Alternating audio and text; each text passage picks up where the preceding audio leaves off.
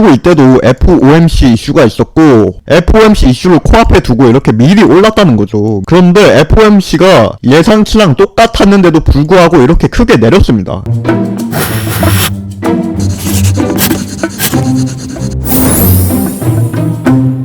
네, 반갑습니다. 베이지컬리입니다.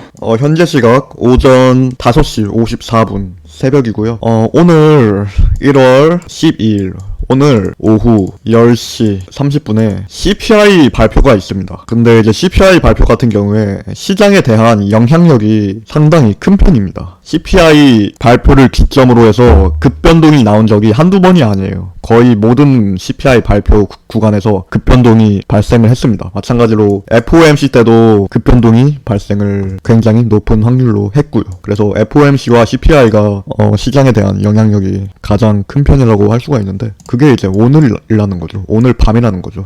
그래서 영상을 너무 늦게 만들면 안 되니까 이렇게 영상을 켰고요. 제가 저항으로 보고 있는 구간 17,550달러 수준, 여기가 이제 이런 수평 저항도 있고 이런 상승 쐐기형 패턴의 상단 부이기도 하고, 여기 이 주황색 상승 채널의 상단부도 있고, 여기에 있는 과거의 상승 추세선 저항이 여기에 또 있죠. 그래서 여기서부터 17,600 이 정도까지가 다중적으로 저항이 있는 구간입니다. 근데 이거는 추세선이기 때문에 시간이 지나면서 조금씩 바뀌어요. 그리고 현재 위치는 한 이 정도입니다. 여기 이 정도. 그리고 지금 실시간으로 저항에 닿아 있는 상태인데 뭐 돌파를 할지 저항을 받을지 볼 필요가 있겠죠. 만약에 이런 다중 저항을 돌파하게 되면은 강력한 저항을 돌파한 거니까 추가적으로 상승도 할 수 있습니다. 저항을 돌파하면은 추가 상승 분석을 할 수 있는 게 당연한 거죠. 근데 제가 지금 한 가지 무서운 거는 지난 분석에서도 말씀드렸지만 여기 저점이 있고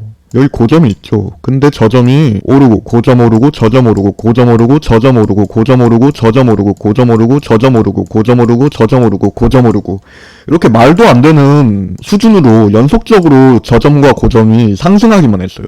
다우 이론상으로 이거를 HH 고점이 높아졌다, 그리고 HL 저점도 높아졌다, 강세장으로 판단을 하는데 지금은 너무 신기할 정도로 철저하게 강세장을 유지하고 있습니다. 그래서 저는 이게 좀 무서운 거죠. 이렇게 오랫동안 지속되는 경우가 잘 없기 때문에 언제든지 변곡이 시작될 수가 있어요. 근데 변곡이 여러분들이 아셔야 될 게 지금 상승 추세인데 여기에서 변곡이 발생하면은 무조건 하락으로의 변곡만 가능한 게 아니에요. 지금까지 올렸던 것보다 더 크게 이렇게 급속도로 상승을 하면은 그건 또 이제 상승 변곡입니다. 변곡이라고 해서 꼭 반대 방향으로 움직이는 게 아닙니다. 그래서 그런 부분도 있고 지금 딱 주요 구간에 있는 상태이기 때문에 차트를 주의 깊게 관찰을 하고 있습니다. 그러면 이제 CPI 이야기를 해야 되는데, 자, 지금 보시는 화면이 CPI 예상치랑 실제로 어떻게 떴는지 그런 걸 볼 수 있는 사이트입니다. 근데 지금 보시면 이번 예측치가 6.5%예요. 근데 여기서 우리가 알아야 될 게 그 전까지 여기서부터 여기까지 1년 동안 예상치를 7% 미만으로 예상했던 적이 없습니다. 그쵸?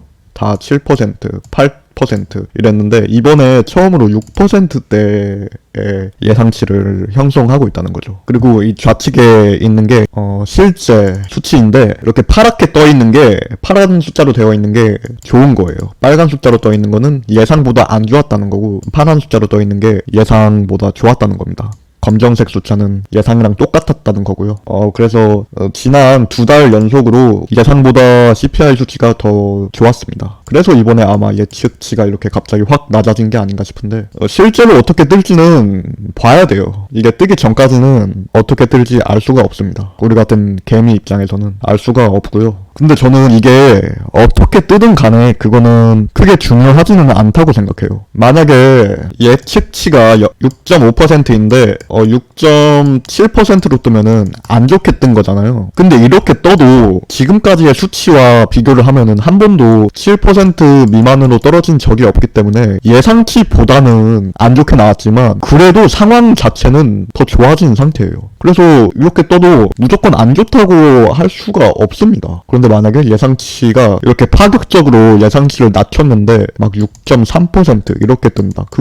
이거는 확실히 좋은 겁니다. 근데 제 생각에 6.7% 이렇게 떠버리면은 그거는 좋다고 봐야 될지 안 좋다고 봐야 될지 명확하게 모르겠습니다. 왜냐하면 예상치보다는 높지만 지금까지 과거와 비교해 봤을 때는 더 좋은 상태이기 때문에, 그 중간에 있는 상태이기 때문에, 그래서 이런 부분도 여러분들이 고려를 해야 되는 사항이고요. 자, 그러면 과거의 CPI 때 어떤 일이 있었는지를 보여드릴게요. 자, 이때가 이제 CPI 발표를 했던 시간대인데 12월입니다. 바로 직전 CPI 발표했던 시간대이고, 이때 CPI가 예상치보다 좋게 나왔어요. 예상치를 하회했죠. 하회한 게 좋게 나온 겁니다. 자, 하회했는데 좋게 나오니까 이제 추가적인 상승을 했다고 볼 수가 있고요. 근데 CPI가 발표하기 전에도 이렇게 좀 미리 올랐습니다. 여기에서는 PPI 발표를 했고, 여기에서는 CPI 발표를 했고, 그리고 이 구간, 최고점 구간, 이 구간 같은 경우에 모두가 아시는 대로 FOMC 발표를 했습니다. 그래서 12월 같은 경우에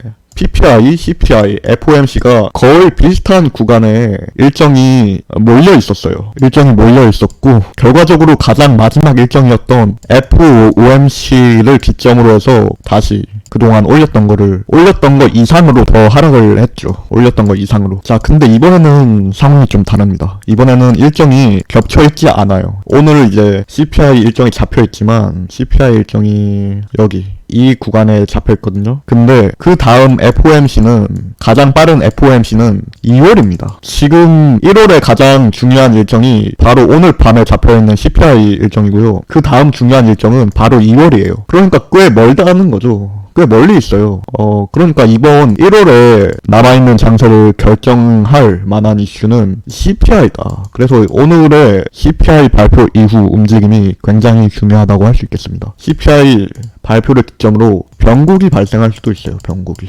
지금 상승 추세인데 이 변곡이 하락으로의 변곡이 될 수도 있고, 더 가파른 상승으로의 변곡이 될 수도 있습니다. 그리고 여기에서 한 가지 더 우리가 생각해 볼 수 있는 건, CPI 발표하기 전인데 이렇게 이미 많이 올랐죠. 그 전에 FOMC 때 이렇게 미리 올랐다가 FOMC 발표를 하자마자 그냥 이렇게 내렸잖아요. 예상치랑 똑같았는데 그 결과랑 상관없이 이렇게 그냥 내렸다는 거죠. 엄청나게. 굉장히 빠른 속도로 내렸습니다. 그리고 지금 CPI 발표를 앞두고 있는 시점에서 이렇게 미리 올랐고, 만약에 저번 달 12월 달처럼 간다면 CPI 발표하자마자 또다시 크게 하락을 할 수도 있다는 거죠. 그러면 변곡점이 하락 변곡으로 작용을 한 거겠죠. 그러면 여기에서 영상은 마치도록 하겠고요. 구독, 좋아요, 댓글, 알림 설정까지 부탁드리겠습니다. 감사합니다.